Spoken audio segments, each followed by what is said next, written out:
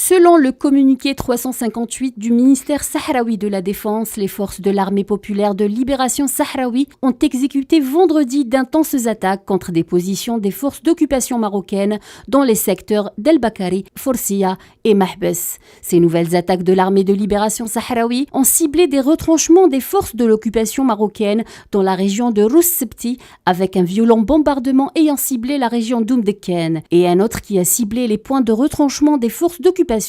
dans les régions d'Akrara Shdida et Rouss Ben Amira. Selon le même communiqué du ministère sahraoui de la Défense, relayé par l'agence sahraoui de presse, les forces d'occupation marocaines continuent de subir des pertes humaines et matérielles considérables le long du mur de la honte. Pour rappel, le Front Polisario avait rompu le 13 novembre 2020 le cessez-le-feu conclu en 91 avec le Maroc après le déploiement des forces marocaines dans une zone tampon au Sahara occidental. La décision du Conseil de sécurité de l'ONU de proroger d'une année le mandat de la mission des Nations Unies pour l'organisation d'un référendum au Sahara occidental n'a pas arrangé les choses. La réaction du Front Polisario n'a pas tardé à se faire entendre. Dans un communiqué officiel, ce dernier a réaffirmé son rejet catégorique de cette décision et a assuré qu'il n'y aura pas de nouveau cessez-le-feu tant que l'occupation marocaine poursuit en toute impunité ses tentatives d'intimidation par la force dans les territoires occupés et d'entraver l'organisation du référendum de détermination du peuple sahraoui.